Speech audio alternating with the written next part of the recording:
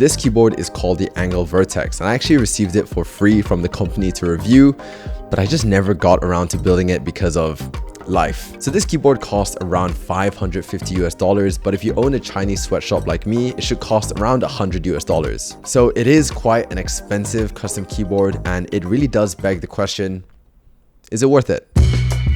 It comes in this really nice black box with an angled cut because it's called the Angle. You know, you gotta stick with the theme. The logo and text are also veneered on, which is a really nice subtle touch. But sliding the box out was a proper back workout. So inside the box, they provide a foam insert for the PCB and plate, a soldered PCB, which I'm not a huge fan of because you have to solder the switches in yourself, some more foam pieces for the case, an aluminium plate, and most surprisingly, a steel plate. Okay, so you might be thinking to yourself, hey, that's a brass plate, not a steel plate. And you're right, I'm sorry. It's literally been so long since I've properly been building keyboards that I forgot that brass plates existed.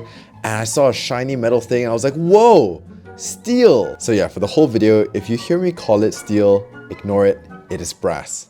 I'm so sorry. And after that, they also provide some cute stickers, a card, proof of purchase, and some tools to build the keyboard, all very nicely packed in even smaller boxes. And lastly, we have the keyboard itself wrapped in some beautiful microfiber cloth. I love this little touch. It's so cool. It just makes the keyboard feel that much more premium. All right, let's take a look at the keyboard itself. Not only was it really heavy, but it looks absolutely incredible. The weight and the back piece have a nice mirror finish and looks amazing. Probably my favorite one on a keyboard so far. My only gripe with it is that this will be a huge fingerprint magnet in the future, and it just kind of makes me scared to touch it. I especially didn't want to damage or scratch it, so I was being very careful when handling it. In terms of build quality, the case is really well built. The finishing is clean, the side profile looks great, and the back has a nice USB-C center cutout with the logo engraved on top. And the color, although it's not my personal favorite, still looks really nice. They've also added my name and logo onto the keyboard, which is really cool. I just wish that I could see it after I build the keyboard. Another very important thing you should do with all of your keyboards is to test your PCB.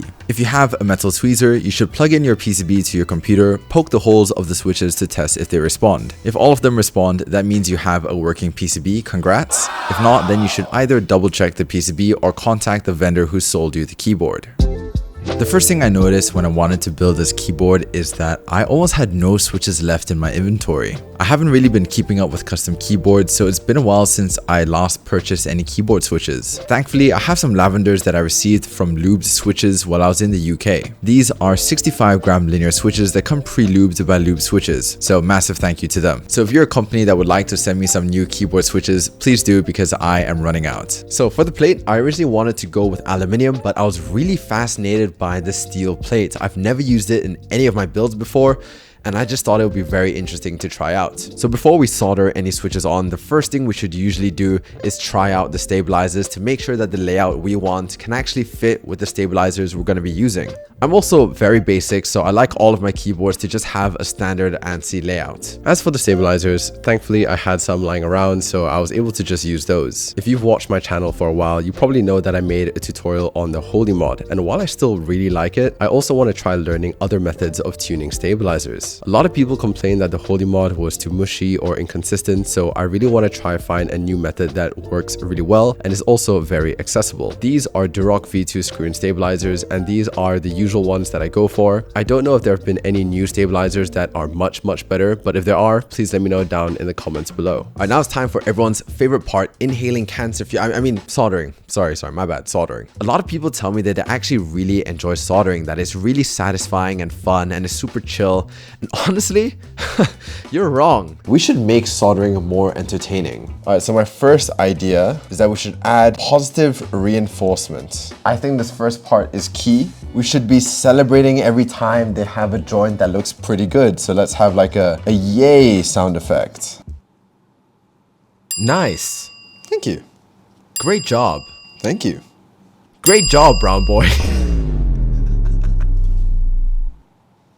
Now take off your pants. What the f? And of course, we should also punish them if they make a mistake. How are you this bad? Oh my god, you suck. You are genuinely a waste of human life. I hope you know that. You suck. Your family. But you know who has the smallest monkey brains? Hold it. The Hakko design is already pretty great. It's pretty bright, it's quite colorful. It just needs a few adjustments. I think the first thing is that it needs to be playing Baby Shark every 10 seconds. The tip will be at a safe 330 degrees Celsius. And the best part about all of this is that after a few months, they'll be very good at soldering. But if for some reason you don't like your kids because of too much Fortnite, TikTok, or any other reason really, you can just hit up your nearest Apple factory.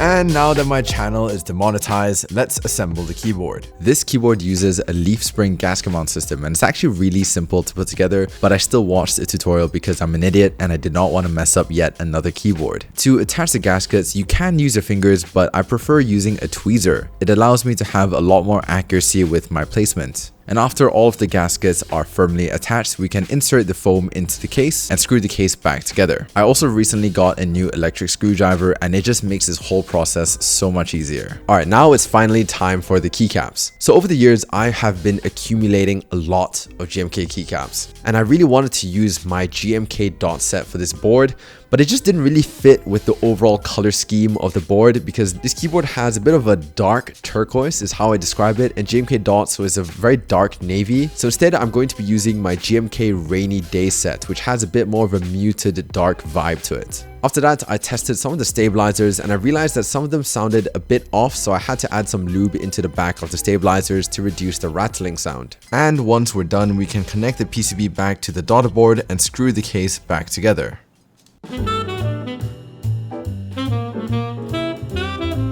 So I've been using this keyboard for around a few weeks now and I'm pretty happy with it. The keyboard feels great to type on, the typing experience is really nice, but because of that brass plate, it is a little bit stiff. The build quality of this keyboard though is outstanding. The finish on the keyboard is great, and I've been moving it around quite a lot due to filming, but none of the paint has scratched off, and the mirror back piece still looks brand new. And in terms of building the keyboard, it was actually really easy to put together. So this is definitely a keyboard I would recommend for someone trying to upgrade from a budget board. So for around $550 US, this keyboard is definitely worth it. Unfortunately, the group buy already ended quite a while ago, so you can't get this one anymore, but the Arc 60 from Vertex is still available on ClickClack, and I'm sure they'll be making more keyboards in the future. The only thing I'm not 100% satisfied with is the sound, and that's probably on me. I think my choice of switches and the stainless steel plate did not really go well together, and it sounded just a little bit too muted.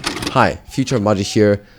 I got COVID and I had to delay this video for a week or two, but it gave me more time to work on the keyboard. And off camera while I was sick, I added the tape mod onto the keyboard and it made a huge difference to how the keyboard sounds. It made the keyboard sound a lot more full, rich, and had more of that poppy sound signature that I really like. For the sound test, I'll show a before and after so you can really hear the difference. Check out my Instagram, Hamaji Neo, subscribe and like the video. Okay, thanks. Bye.